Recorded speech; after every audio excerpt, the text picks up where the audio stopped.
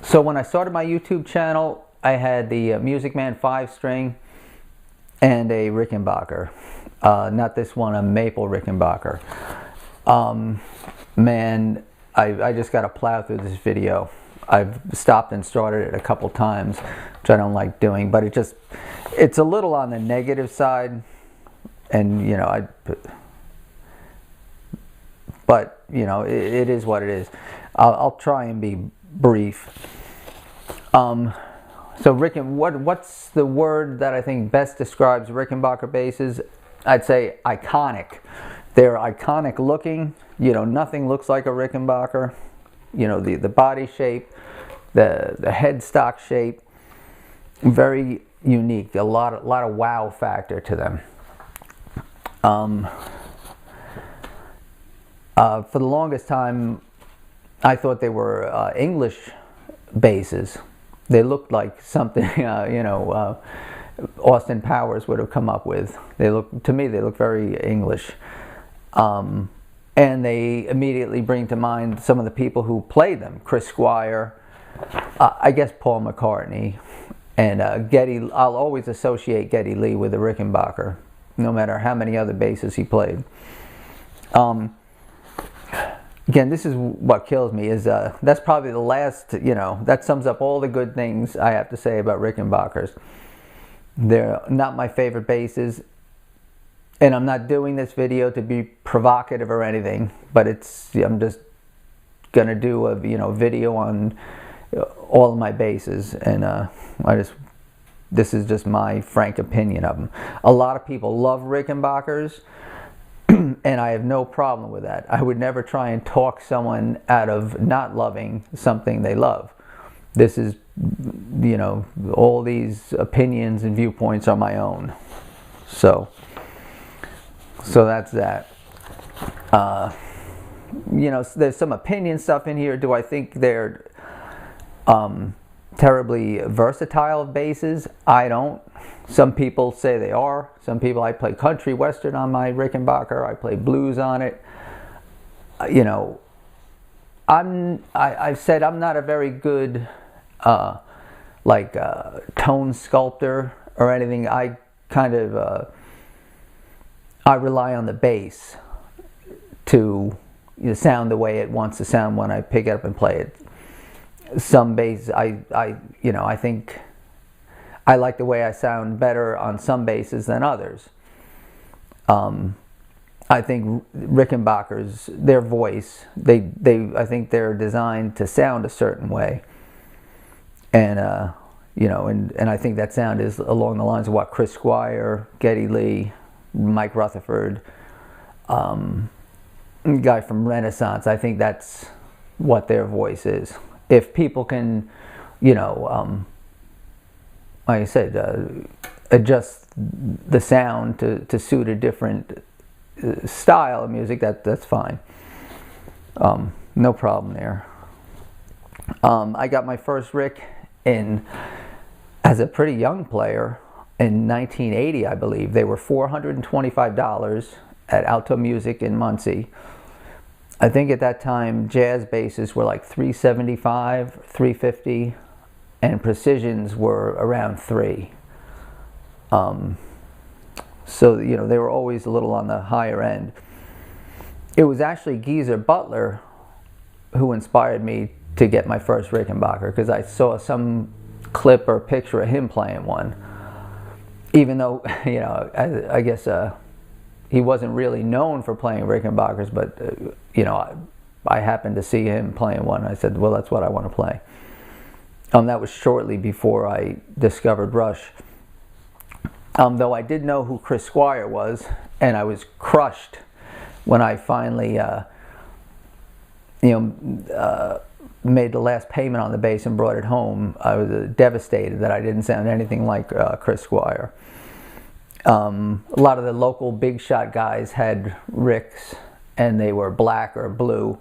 So I was like, well, maybe I should get something different, so you know, it doesn't seem as if I'm trying to copy these guys. So I said, well, let me get the red one.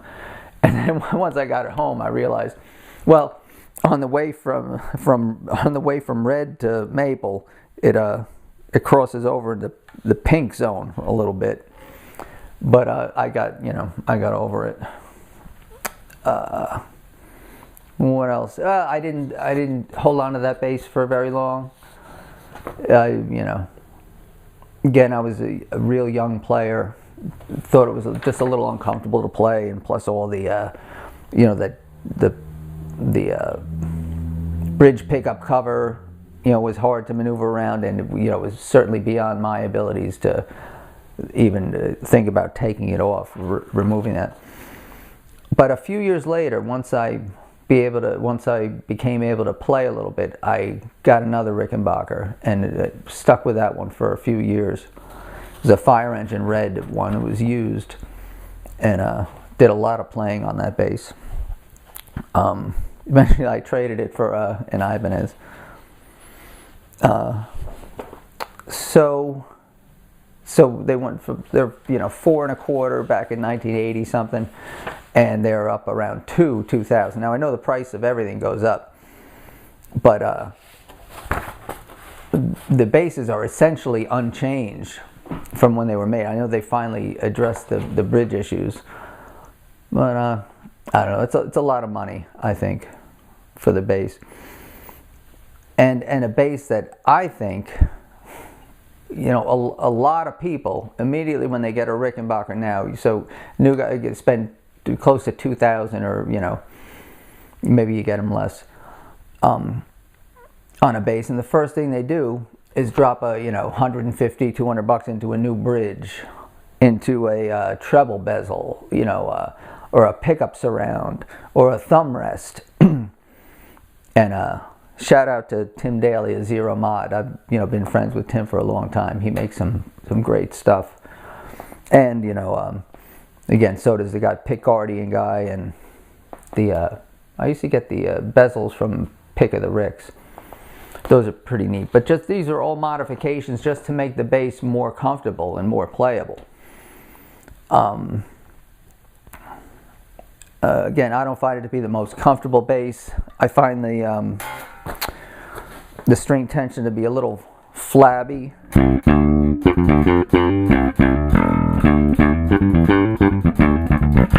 Over here, and maybe a little tight over the pickup right here, well, that's my problem. Again, not a real comfortable place to rest your thumb. I remember my old Red Rick, you used to put it inside. I used to have a callus on my thumb, right, the piece of metal would stick right in there, and that's how I knew my thumb was locked in. The piece of metal would stick into this callus. It was like a little notch. What else? And it always just seemed like a kind of a reach. I don't know. I'm not stopping this video, no matter how off track I get. What else? Well, let me go back to the maple Rickenbacker I had. I bought it for nostalgic reasons back in 2008, back during the great Rickenbacker drought of 1988. That was 2008, when they were selling them for like, how much were they? I don't know, two grand or something on Musician's Friend, and then people would, if they got one, they'd turn around and put it on eBay for $2,800. I called up same store, Alto Music. They had just gotten one in. Went to the store. They opened the carton, took it out. I bought the bass. A little while later, I was playing it, and I normally favor the bridge pickup anyway. But I'm like, wow, that neck pickup is really weak. It didn't really matter because I didn't use it that much. Eventually, I brought it to the store, and the guy was like, yeah, that pickup is just about dead. So, but by that time, some of the binding had started coming off the bass at a couple different points. So it came out of the carton with a dead pickup, and binding coming off it. I never put the truss rod cover back on because basically any time I needed to take the bass out, I had to adjust the neck. When I did put a hip shot replacement bridge on it, which was an improvement from the stock bridge, but I found that that had its own issues too. Mainly that there were spaces between the saddles, and I'd be playing and it would sound like someone was shaking a box of Tic Tacs, you know, in the room, because the saddles would all be moving, like kind of knocking against each other. And sometimes I'd look down, you know, one of the saddles would be up on like two wheels.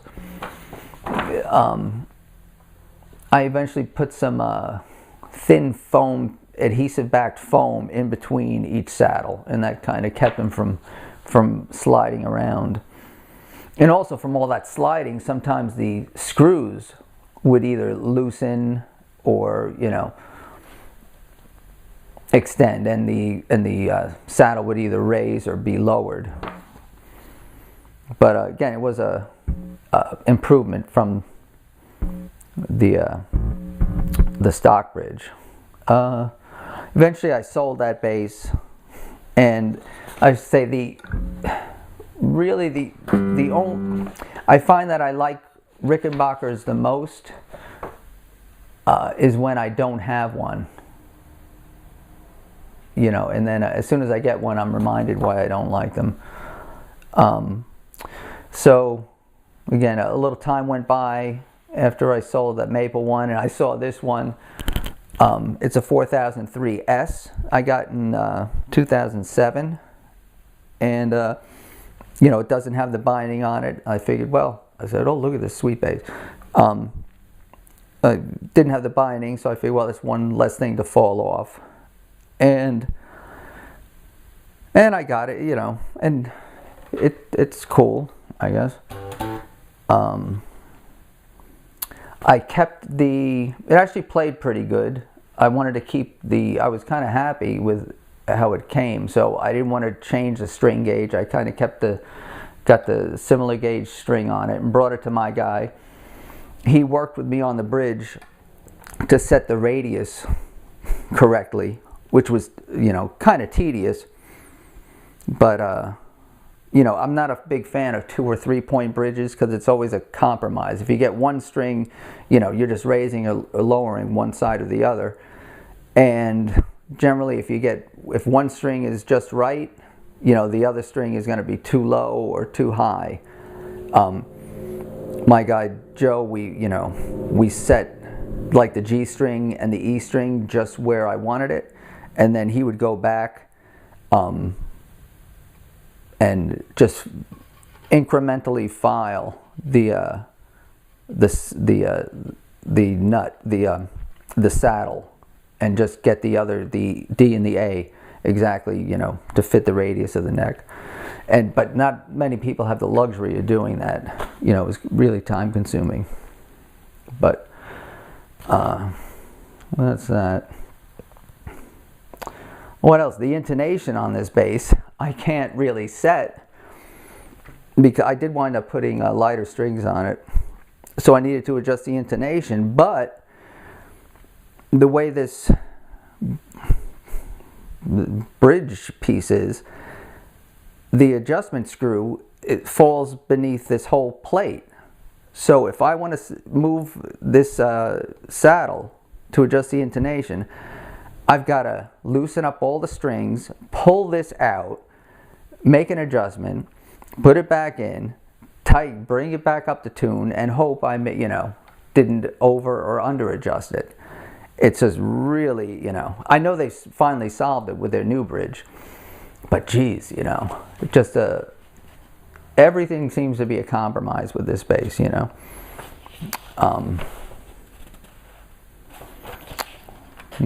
What else have I got? That's why man, by the time I got to this point, I was like, oh man, this video is such a bummer, you know. All I'm doing is crying about this bass, but you know, it's just the way I feel about it. Yeah, just a lot of compromise in, you know, playability, you know, sound, function, quality. When I got this bass, it was, I mean, just finish blemishes all over, you know, surface scratches, touch up, you know, some shoddy touch up work. Just, I'm not that fussy, so, but, you know, their quality control seems to lack. And again, a lot of people really love them and will make any excuse for their shortcomings. And again, that's fine. You know, you talk to some people, you know, I've had my Rickenbacker for 50 years and have never had to adjust the neck, or, you know, I've never had to tune it, or, you know, never adjusted the action. Well, good for you. Glad you're lucky. So I guess I'll just tell it. So a cool bass. I don't know if I'm going to hold on to it.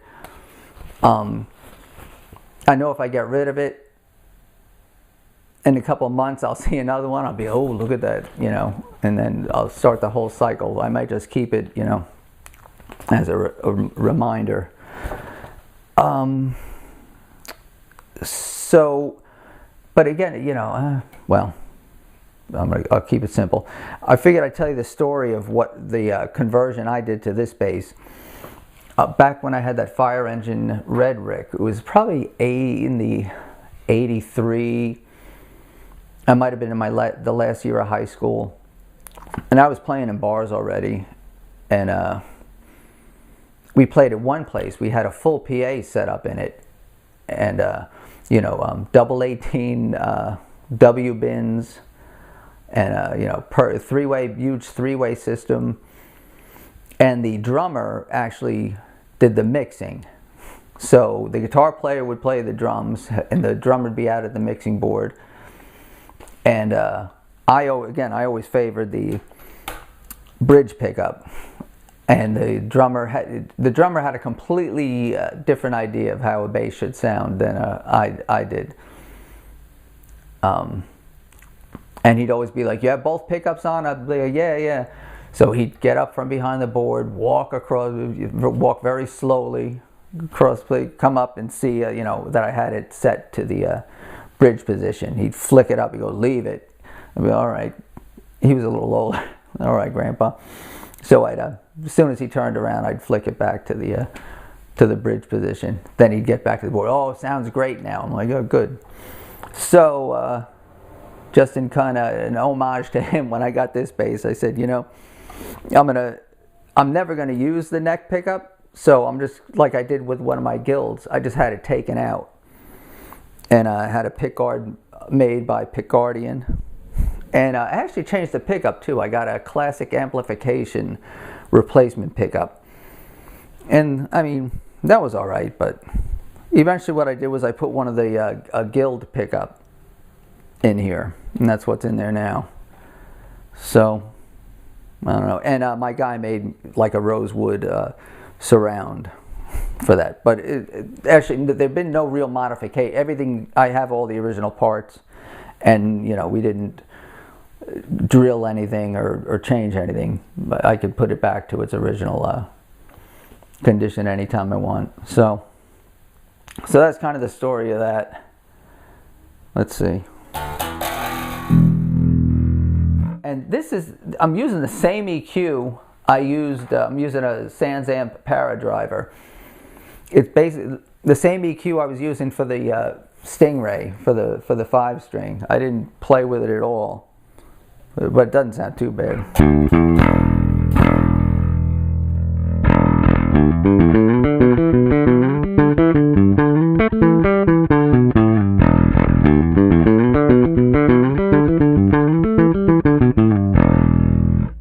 It's getting a little cold in here.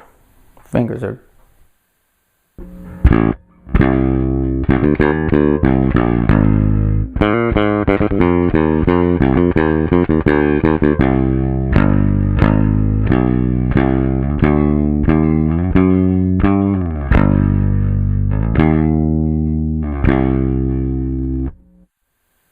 Oh, sorry if that video was such a bummer, and I'll see you on the next one.